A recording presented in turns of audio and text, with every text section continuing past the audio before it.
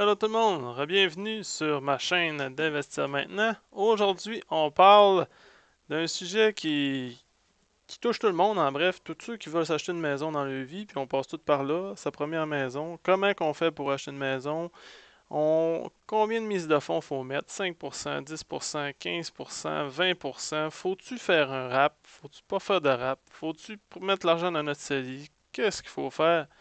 J'aborde le sujet aujourd'hui.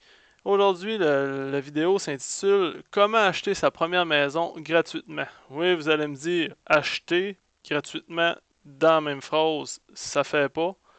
Mais j'ai trouvé une façon pour que ça fasse. Puis je vous explique comment faire. Je vous avise tout de suite, l'explication puis la stratégie va être expliquée à la fin de la vidéo.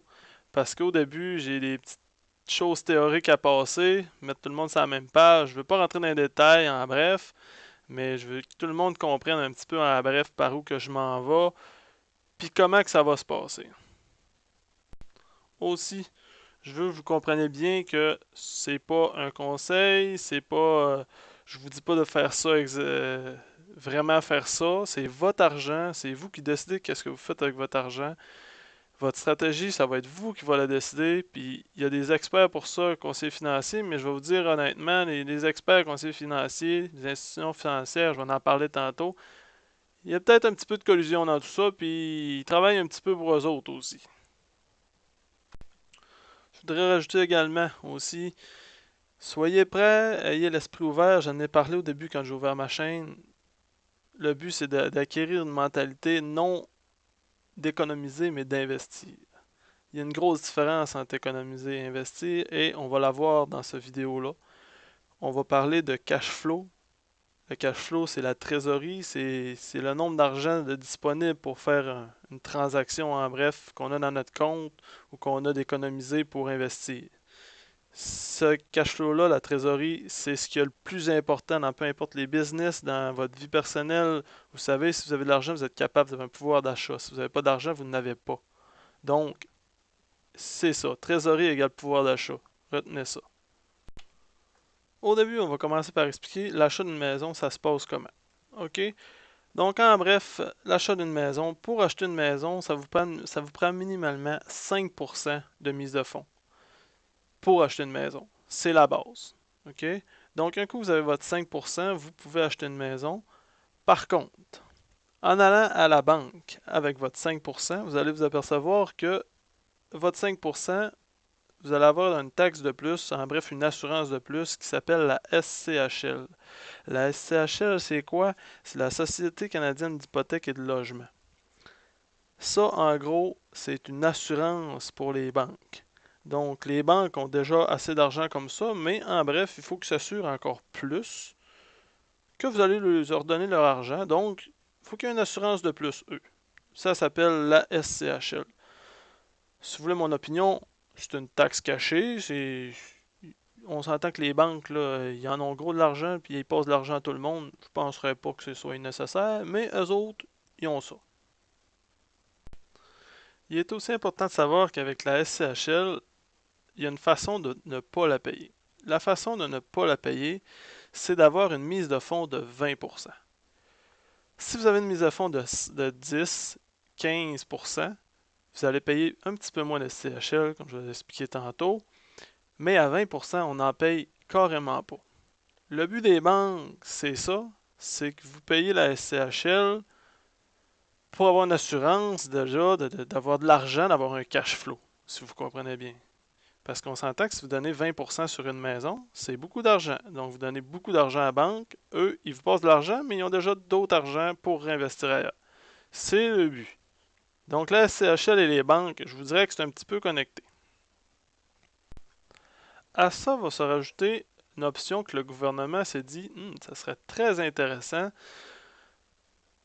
pour le premier achat, pour les nouveaux propriétaires d'une maison, lui donner un crédit d'impôt d'une façon de profiter un petit peu du REER, un petit peu d'une façon cachée d'embarquer dans le REER. Donc, le gouvernement a offert le RAP.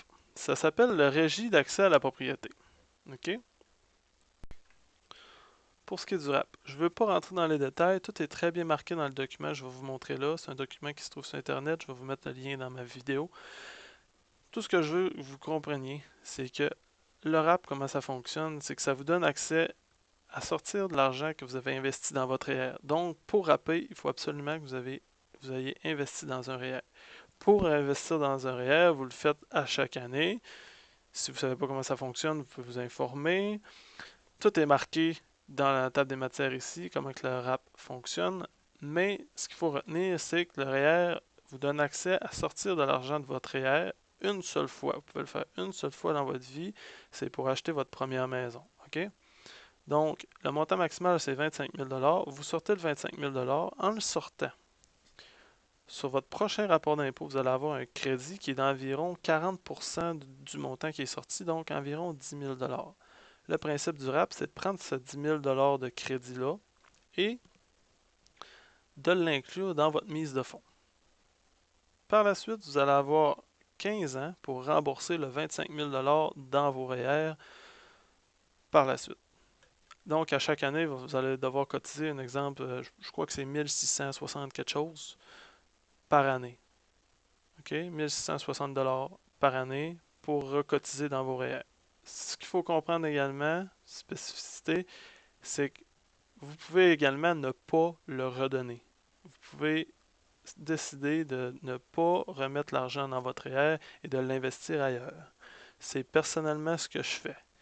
Mais ça dépend tout le temps de votre salaire, de braquette d'impôt, mais moi j'ai décidé que c'est comme ça que je le faisais. OK? Donc, la seule inconvénient, si vous ne réinvestissez pas dans vos REER, vous allez devoir payer de l'impôt sur le 1660 $ cette année-là, à toutes les fois que vous ne le donnez pas. Donc, pendant 15 ans, vous allez repayer de l'impôt sur cet argent-là. OK? Donc, c'est comme ça que ça fonctionne. Je veux attirer votre attention sur la section 5 et 6. Il y a beaucoup de petits exemples, c'est très clair, ça l'explique très bien comment faire, même il y a des stratégies pour emprunter de l'argent pour maximiser son 25 000 $. Ça se fait très bien avec les conseillers financiers, vous êtes capable de voir ça. Moi, je ne m'enligne pas là-dedans, je veux juste vous donner une idée qu'est-ce que c'est le RAP. Donc, on revient au début. On sait c'est quoi la CHL. Le CELI, vous savez déjà c'est quoi. C'est à l'abri de l'impôt, ça c'est parfait. Pour mettre peu importe votre argent que vous voulez mettre, ça c'est parfait, c'est à l'abri de l'impôt. Le REER, vous savez c'est quoi. Vous savez que c'est connecté avec le RAP. Puis le RAP, c'est proposé par le gouvernement pour attirer les premiers acheteurs de maison dans le système de REER pour ceux qui n'ont jamais cotisé ou qui n'ont jamais pensé d'en prendre. OK. Donc, si vous faites le lien, vous partez avec votre argent, vous allez à la banque. La banque, elle, fait affaire avec la SCHL. Vous allez payer des frais de plus si vous n'avez pas 20% de mise de fonds. Ce qui va faire que votre montant de maison va être plus gros. Le gouvernement, lui, là-dedans, il a voulu un petit peu embarquer dans le processus. Il a décidé de se mettre avec le RAP un crédit avec le REER pour, dans le fond, vous faire économiser au maximum de 10 000 $ pour mettre sur votre mise de fonds. Donc, tout est connecté, là. La banque, la CHL, le gouvernement. Donc, le but du gouvernement là-dedans, là, on va s'entendre, le REER, c'est que vous mettez de l'argent dans votre REER parce qu'au bout de la ligne, là, le REER, lui, il n'est pas libre d'impôt. Vous allez payer de l'impôt à la fin dans 25-30 ans quand vous allez le sortir, dépendamment du placement que vous faites. Le montant, il peut être assez élevé que vous allez sortir de là. Mais oui, il y a des gens qui ont un fonds de pension et qui ça va être assez payant pour le gouvernement quand il va sortir leur argent. Par contre, il y a des gens qui sont travailleurs autonomes que c'est bon d'investir dans le REER. Ça, je ne veux pas embarquer là-dedans, c'est un autre game, c'est d'autres choses. Moi, ce que je veux vous éclaircir la situation, c'est que tout est connecté, OK? Tout est connecté, le but c'est d'avoir le plus d'argent possible, OK? Bon, on est rendu aux chiffres. Maintenant, j'ai fait des exemples. Vous voulez acheter une maison à 200 000 $ ou 400 000 $. Vous avez les deux options, OK? Je vous laisse le temps de regarder ça. Vous pouvez mettre la vidéo sur pause. Même chose pour en haut. Donc, je vous explique. Maison à 200 000, taux d'hypothèque à 3,5, amortissement sur 25 ans, votre mise de fonds, c'est 10 000 correspond à 5%, 10% 20 000, 15% 30 000, 20% 40 000 sur une maison à 200 000 $. Qu'est-ce qu'on peut remarquer? Les frais d'SCHL, c'est 7 600 $ en haut. Et si on descend à 20 000, pas de frais de CHL. OK. L'intérêt, vous regardez l'intérêt que vous payez. Donc, ça vous donne le montant total et même le terme par semaine que vous avez dans les différentes options. Ce que je veux que ça devienne intéressant, c'est de regarder est-ce que j'achète ma maison avec 5% de mise de fonds, 10, 15 ou 20%. Je vous laisse faire le choix par vous-même. Moi, ce que je veux attirer votre attention, c'est quand on fait une mise de fonds de 10 000 $ et qu'on décide de faire un placement de 30 000, si par exemple vous avez le 20%, mais vous décidez de mettre un 5%, et que vous allez placer votre argent à un taux d'intérêt de 8%, parce que là, moi, je parle de la bourse, je parle rien d'autre. C'est des gros taux d'intérêt, on investit. On investit, puis c'est ça la mentalité que je veux que vous ayez, c'est d'investir votre argent, c'est pas d'économiser votre argent. Ici, on économise son argent, mais au bout de la ligne, on n'a rien. OK? On n'a absolument rien. Puis ici aussi, c'est la même chose, c'est juste que le résultat sont tous fois 2. On n'a rien. Ici, on a des gains. Ça, c'est ça qui est intéressant. On a des gains ici, puis on a des gains ici. Donc, notre placement de 30 000 $, qui est notre cash flow, qu'on investit, nous rapporte de l'argent. Puis regardez le montant d'argent que ça rapporte. Ça rapporte votre maison sur 25 ans, plus que votre maison. Puis là, j'ai mis 8%, j'ai été généreux. Ça aurait pu être 10. À 10, on a arrêté dans 300 000, 400 000 peut-être. Ça monte assez vite. OK? C'est ça que je veux, la mentalité que je veux vous instaurer, vous rendre compte de ce qui se passe. C'est sûr qu'il y en a qui vont me dire, oui, mais là, regarde, là, on paye bien plus cher que quand on donne 20%, là, on paye quasiment 40$ de plus, 43, 45$ de plus. Hey, c'est des gros d'argent. Oui, c'est des gros d'argent, sauf que là, vous économisez. Encore. Vous économisez, mais vous n'avez rien au bout de la ligne. Tandis que la solution que je vous parle ici, là, en donnant 5%, là, vous allez avoir votre maison en valeur, parce qu'elle est finie de payer après 25 ans. En plus, vous allez avoir ce montant-là. Puis si vous comprenez bien ma pensée, ce montant-là, vous n'avez plus besoin de le sortir, il est placé. Il est dans votre CELI, puis il dort là, puis il fructifie. Donc à 30 ans, 35 ans plus tard, donc 5-10 ans après l'achat de votre... Vous allez avoir fini de payer votre maison, ben ça va être rendu à 400 000, 500 000. Après ça, vous allez le pogner le million à 40 ans. Ben oui, parce que vous avez décidé d'acheter votre maison avec 5% d'intérêt. 5% de mise de fonds. C'est fou quand même quand on y pense. La personne qui ne l'aura pas fait, a regardé qu'est-ce qu'elle a. Elle a rien. Elle a sa maison, puis elle n'a aucune valeur qui fructifie. Elle a 0 $. Pour 40$ par semaine, dans 40 ans, vous pouvez avoir votre million dans votre compte. Mais oui. Si vous commencez à l'âge de 20-25 ans, à 65 ans, vous avez votre million dans votre compte à cause que vous avez acheté votre maison avec une mise de fonds de 5% à place de 20.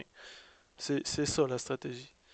Donc, je vais vous expliquer en bref, ça va être quoi, en mots, c'est quoi la stratégie, puis c'est quoi qu'il faut maximiser. Je vous laisse regarder ça encore. C'est ça qui est important. C'est votre mindset. C'est comment qu'on focus les chiffres sur investir et non économiser.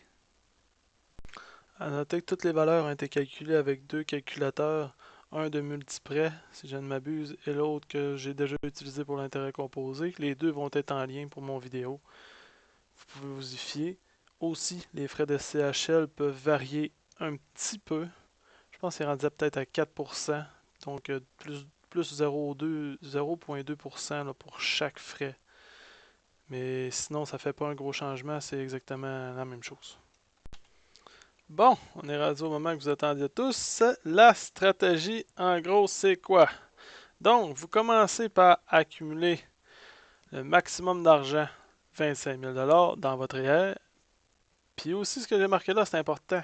Vous avez droit à 25 000, puis votre conjointe a le droit à 25 000 $. Ça fait 50 000 $ possible, plus la deuxième étape qui est le RAP, le crédit d'impôt de 1 000 $ chaque. Vous êtes rendu à 70 000 $ si vous êtes deux. 70 000 $ si vous êtes deux pour acheter une maison, exemple, si ça vaut 200 000, pour acheter une maison, il va falloir mettre 10 000 de mise de fonds dessus. C'est magique. Vous sortez cet argent-là, ça vous fait un gros cash flow, ça vous fait une grosse trésorerie d'un coup, puis vous allez la placer. Troisième étape, payer le minimum en mise de fonds, comme j'ai dit, garder de l'argent pour la taxe de bienvenue, qui est souvent chère, aussi les frais de notaire. Mais vous allez voir qu'avec votre conseiller financier, quand vous allez passer à la caisse, ils vont tous expliquer ça, puis eux autres, ils font un petit calcul, puis souvent, ils gardent ces montants-là. Il n'y a rien de compliqué. Quatrième étape, placez l'argent restant dans votre CELI, à l'abri de l'impôt, bien sûr, et même continuer à cotiser dans votre CELI par la suite. C'est sûr, le but, c'est de maximiser le CELI. Après ça, moi, je vous conseille, c'est la bourse. On a un gros taux d'intérêt. La bourse, c'est le taux d'intérêt le plus élevé possible. On place notre argent. Le but, c'est de faire fructifier ça au maximum. C'est que à long terme, ça rapporte beaucoup plus que notre investissement sur la maison. Ben, c'était pas un investissement. Une maison, c'est une dépense. Une maison, c'est une dépense. Investir à la bourse, c'est un investissement. Donc, on met pas notre mise de fonds sur la maison, c'est une dépense. Ça donne rien d'investir d'une dépense, c'est pas un investissement. Après ça, on maximise le placement de façon sécuritaire. Vous pouvez même acheter un immeuble à logement locatif avec le restant du cash. C'est une possibilité. Si vous avez un pourcentage, vous donnez un certain pourcentage cash down, puis vous ramassez avec un immeuble qui peut être rentable, qui va se payer tout seul à la longue aussi. C'est une façon d'investir. Après 25 ans plus tard, vous avez un immeuble locatif qui vous génère un revenu. C'est super intéressant. Si ça vous intéresse. Cinquième, acceptez de payer un peu plus sur le moment, ça c'est sûr, pour en avoir beaucoup plus dans le futur. Puis comme je vous dis, la mentalité d'investisseur, il n'y a pas beaucoup de monde qui l'ont. Puis souvent, on a la mentalité d'économiser. On n'a pas la mentalité d'investir. Donc la mentalité d'investisseur, c'est moins de 5% des gens qui l'ont. Puis gardez toujours en tête que le temps, c'est de l'argent. Le temps, c'est de l'argent, puis le temps fait les choses. Puis plus qu'on avance dans le temps, plus que c'est payant. C'est pas le nombre d'argent qu'on met initialement qui est payant. C'est le temps qui est payant. Gardez ça en tête. Sixième point de la stratégie, il va falloir remettre l'argent dans le REER, mais comme je vous ai déjà dit dans le début de la vidéo, vous n'êtes pas obligé. Okay? Vous pouvez payer de l'impôt sur le montant à chaque année, puis placer le reste, que techniquement va être déjà placé, cet argent-là, mais placez le montant que vous auriez dû donner, placez les dons dans votre CELI à la place, soit à l'avance ou soit sur le moment. Donc, ça fait le tour pour la vidéo. J'espère sincèrement que ça vous a aidé à prendre une décision sur la façon d'acheter votre maison, sur la façon d'investir. Personnellement, moi, j'ai cette stratégie-là, je l'ai faite à moitié, je vous dirais. Présentement, j'essaye de corriger le tir. J'étais en train de placer de l'argent dans mon CELI pour rattraper le temps perdu. J'ai peut-être un an, un an et demi que j'ai perdu. J'ai personnellement mis aux alentours entre 10 et 15% sur ma maison. C'est sûr qu'on était deux, mais pareil, on n'aurait pas dû faire ça. Mais l'important, c'est ça. C'est d'apprendre de ses erreurs, puis de regarder qu'est-ce qu'on a fait, que c'était peut-être pas le mieux, puis de le corriger. Puis, regardez, mon but, c'est de vous en aviser puis de profiter de l'expérience des autres, parce que le but, c'est de ne pas répéter ses erreurs, puis de répéter les erreurs des autres. Donc, si je peux vous faire économiser du temps pour ne pas faire cette erreur-là, ça va être mission accomplie. J'espère que vous allez dire aux autres d'écouter cette vidéo-là. Ceux qui sont sur le point de s'acheter une maison dans votre famille, quelqu'un que vous connaissez, je pense que c'est important. La base est toute là. J'ai pris le temps de le faire. Puis je pense que ça vaut vraiment la peine de prendre le temps de le regarder. Donc, si vous pouvez le partager, après ça, j'espère que vous allez aimer ma page Facebook, aimer ma page sur YouTube, ma chaîne, excusez. Sinon, je vais vous souhaiter une bonne fin de soirée. À la prochaine.